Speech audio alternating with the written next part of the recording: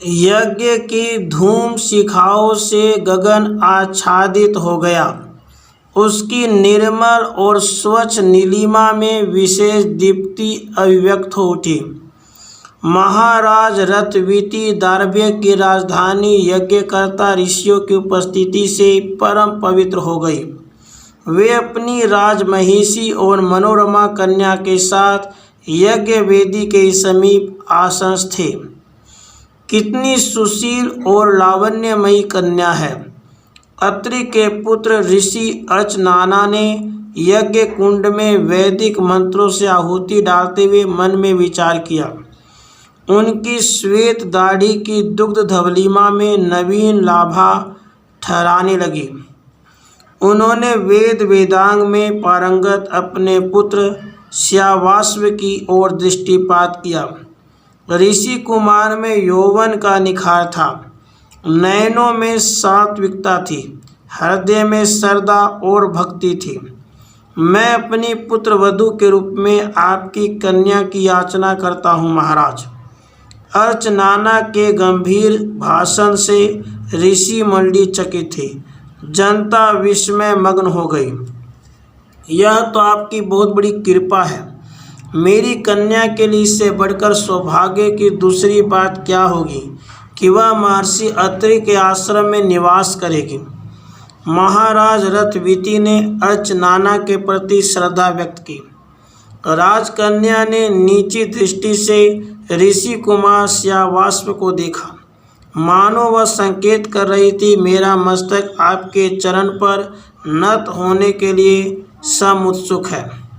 पर हमारा कुल राजर्षियों का है, हम अपनी कन्या मंत्रदर्शी ऋषि को ही सौंप सकते हैं महर्षि। राजमहिषी ने प्रस्ताव अस्वीकार किया। पिताजी, मैं अपने कुल योग्यता सिद्ध करने के लिए ऋषि पद प्राप्त करूंगा।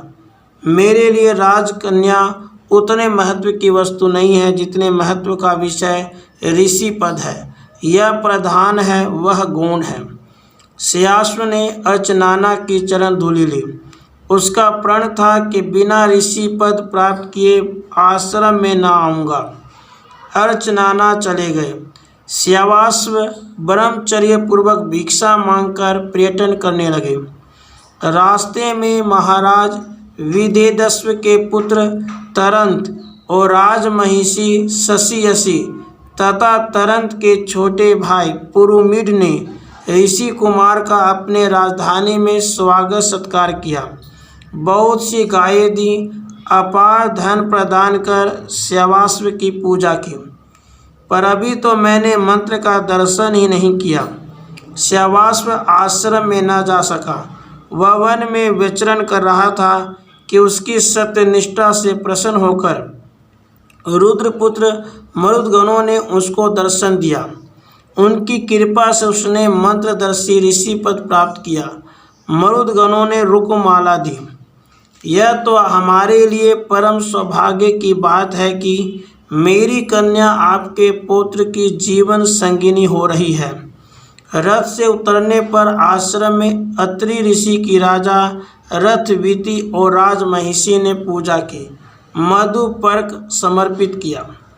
श्यावास्व और उसकी वधू ने महर्षि अत्रि की वंदना की, अर्चनाना का आशीर्वाद प्राप्त किया। श्यावास्व ने वेद पिता और राजकन्या ने वेद माता का पद पाया।